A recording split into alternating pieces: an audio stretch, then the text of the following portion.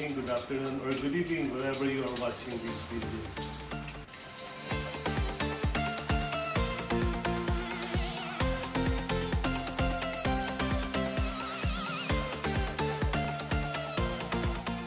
So right now, nandito ako sa Forbes Makati and isa na namang family nag-invest ng Pinaji Kangen Water Ionizer. This is the top of the line model of Pinaji Kangen Water Ionizer, the level of pH. So, kikita mo, pag pasok ng tubig, papasok dito sa pre-filter. Meron na siyang pre-filter sa ilalim, kaya dito na siya papasok. And then yung tubig, mako-convert, ang tawag namin doon electrolysis process. It will be converted, the top water, into alkaline with lots of hydrogen, active hydrogen water. So, as you can see, tinest ko na siya. Ito. Ito.